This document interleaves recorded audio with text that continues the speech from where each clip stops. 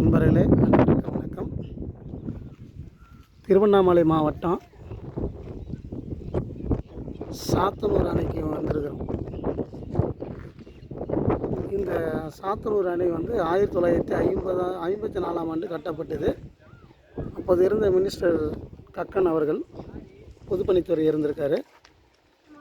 அப்போது கட்டப்பட்ட அணை தான். இந்த அணை கட்டும் போது பார்த்திங்கன்னா, திருவண்ணாமலை மாவட்டத்தில் எந்த இடத்துலையும் அணை கட்ட முடியாதுன்னு சொன்னாங்க. ஆனால் ஐயா காமராஜர் அவர்கள் வந்து என்ன பண்ணாங்கன்னா, ஹெலிகாப்டரில் சுற்றுப்பயணம் வராரு. பாருங்கள், இந்த பக்கம் ஒரு அணை இருக்குது, மலை, இந்த பக்கம் ஒரு மலை இருக்குது, அதேமாதிரி இந்த பகுதியில் ஒரு மலை இருக்குது. அவர் என்ன சொன்னார்னா, இந்த 2 மலைகளுக்கு இடையில் சுவரை கட்டுற அணை வந்துடும் சொன்னார். அதுமாரி அணை கட்டினாங்க. கிட்டத்தட்ட இந்த அணை வந்து 119 அடி கொள்ளளவு கொண்டது. இதை கட்டிய பிறகு தான் விவசாயிகளுக்கு வந்து நீர் பாசனம் போட்டு மிகப்பெரிய விவசாயம் ஏற்பட்டு நல்ல விளைச்சல் ஏற்பட்டு மக்கள் வந்து ஒரு நல்வாழ்க்கை வாழ்ந்தார்கள். அப்படிப்பட்ட சாத்தனூர் அணை தான். இந்த அணையில் இப்போ கிட்டத்தட்ட 60 அடி சேர் இருக்குது. ஆனால் மாறி மாறி ஆட்சி ஆண்டார்களை தவிர இதில் இருக்கிற சேரை வாருவதற்கு ஒருவரும் வந்து இதில் வந்து முயற்சிக்கலை. இந்த அணை கட்டும்போது கூட இதனுடைய அணை கட்டப்பட்டு முடிந்த பிறகு ஒரு குறிப்பிட்ட தொகை மீந்துருச்சுன்னு சொல்லி அரசாங்கத்திட்ட திருப்பி கொடுத்துருக்காங்க. அந்தளவுக்கு காமராஜர் ஆட்சி காலத்தில் வந்து நேர்மையாக வந்து இந்த அதிகாரிகளும் கான்ட்ராக்டர் ஒப்பந்ததாரர்களும் அவ்வளோ நேர்மையாக இருந்திருக்காங்க. ஆனால் இப்போ இருக்கிறவங்க இது போல் ஒரு அணை கட்டினாலும் எத்தனாயிரம் கோடி கணக்காட்டவங்களே தெரியாது. ஆனால் அன்றைக்கி அப்படியே கட்டினா கூட என்ன பண்ணுவாங்க, தரமற்ற முறையில் தான் கட்டியிருப்பாங்க. அதே நேரத்தில் என்ன பண்ணியிருப்பாங்கன்னா, பணம் வந்து போதவில்லை அப்படின்னு சொல்லி மீண்டும் அரசாங்க பணத்தை மீண்டும் அவங்க வந்து ஆட்டையை போட்டிருப்பாங்க. நமக்கு அது மிகப்பெரிய வரி சுமை ஏற்பட்டிருக்கும். காமராஜர் ஆட்சி காலத்தில் தான் 11 அணைகள் கட்டப்பட்டதாக சொல்லப்படுது. ஆனால் அந்த அத்தனை அணைகளும் கட்டியும் காமராஜர் அவ்வளோ நேர்மையாக இருந்த காமராஜரையே ஊழல் செய்துட்டார், ஊழல் ஆட்சி நடக்குதுன்னு சொல்லி விமர்சனம் பண்ணி அவரை வந்து தோற்கடித்தாங்க. அவரை தோற்கடித்த பிறகு கிட்டத்தட்ட 60 ஆண்டு காலம் தமிழகத்தில் காமராஜர் ஆட்சி பிடிக்க முடியாமல் அவரும் போயிட்டார். அது பிறகு காங்கிரஸ் ஆட்சியும் இல்லாமல் போய்விட்டது தமிழ்நாட்டில். படிப்படியாக அப்படியே எதிர்கட்சியாக இருந்து அது பிறகு சுத்தமாக ஆட்சி இல்லாமல் கடைசியில் வந்து கட்சி இல்லாமல் போயிடுச்சு. கூட்டணி கட்சி வச்சா மட்டும்தான் அப்படி தெரிகிற மாதிரி ஒரு சூழ்நிலை வந்தது. அந்த 60 ஆண்டு காலத்தினுடைய நிறைவு தான் இப்போ மறுபடியும் வந்து காமராஜர் ஆட்சி வந்து விஜய் மூலியமாக வந்ததாக மக்கள் கருத்தாக வந்து நம்ம பார்க்குறோம். ஏன்னா இவங்க வந்து பொய் சொல்லி காமராஜரை வந்து தோற்கடித்தாங்க. ஆனால் காமராஜர் வீட்டில் வந்து ரைடு விட்டு வந்து பார்க்கும்போது வெறும் 150 ரூபா காசு தான் அவர் வீட்டில் இருந்திருக்கு. அந்த ரைடு போனவரை என்ன பண்ணிக்கிறாருன்னா, காமராஜர்கிட்ட வந்து அழுதுருக்காரு. ஐயா, ஆட்சி மாறினோன்னே வீட்டில் ரைடு விடுன்னு சொல்லி எனக்கு உத்தரவு, அதனால தான் உங்கள் வீட்டை நான் வந்து சோதனை பண்ணேன், மன்னிச்சிருங்க ஐயா அப்படின்னு அழுதுருக்கார். அப்படிப்பட்ட நேர்மையாக, அதாவது ஊழல் கரைப்படாத கரங்களுக்கு சொந்தக்கார காமராஜரே வந்து தோற்கடித்து ஆனந்தத்தில் கொண்டாடி, அதிலிருந்து தான் காமராஜர் ஆட்சி என்றைக்கு போனது அன்றைக்கே தமிழ்நாட்டில் வந்து அப்படியே படிப்படியாக பார்த்தீங்கன்னா மிகப்பெரிய ஒரு கடன் சுமை. அதேமாதிரி பார்க்க பார்த்திங்கன்னா ஒரு முறை எம்எல்ஏ ஆனால் கூட பல தலைமுறைக்கு சொத்து இருக்குது, அந்த மாதிரிலாம் இருந்தாங்க. காமராஜர் கக்கன் போன்றவர்கள்லாம் நேர்மையான ஆட்சி நடத்தினாங்க. ஏன் அவங்களாம் அவ்வளோ நேர்மையாக இருந்தாங்கன்னு பார்த்தோன்னா, இந்த ஆங்கிலேயர்கிட்ட இந்த நாடு அடிமைப்பட்டு இருக்கும்போது அவர்கள் வந்து எப்படியாவது சுதந்திரம் பெறும் என்பதற்காக ஆங்கிலேயரை எதிர்த்து அவங்கெல்லாம் வந்து சுதந்திரம் வாங்கினாங்க. அதனால தான் இந்த நாடு அவங்களுடைய உயிர் மூச்சாக நினச்சாங்க.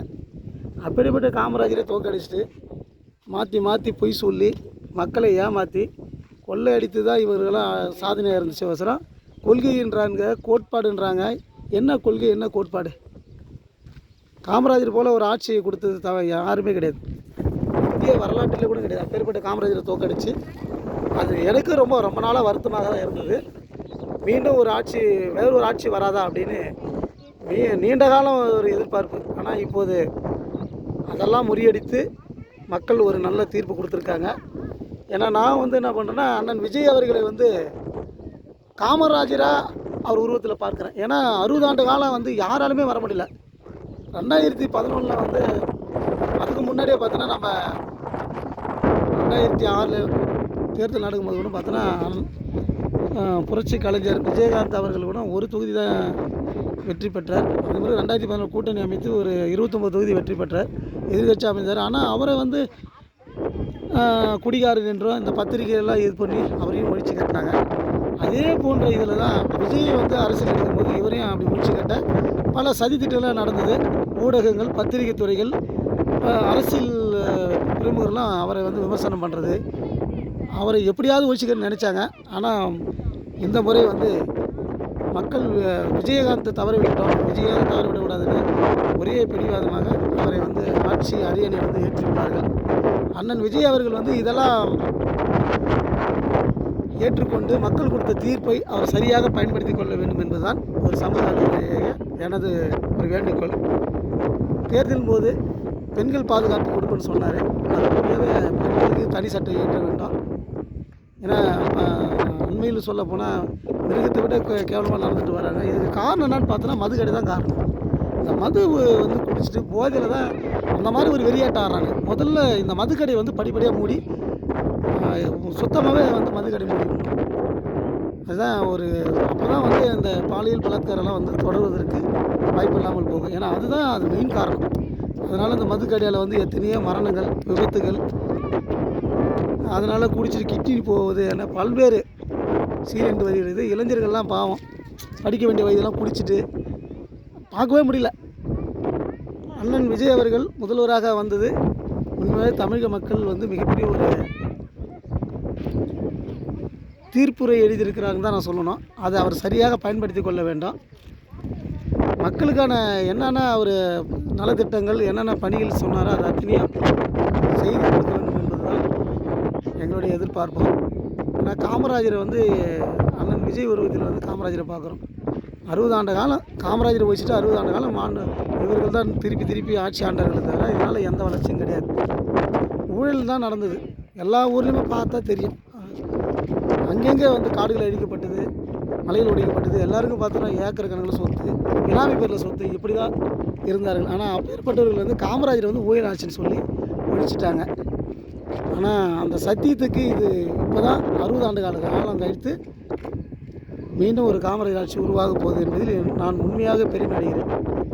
இந்த பெருமைக்கு அண்ணன் விஜய் அவர்கள் சரியாக ஆட்சி செய்ய வேண்டும் என்பதுதான் ஒரு சமூக ஆர்வலராக எனது வேண்டுகோள்.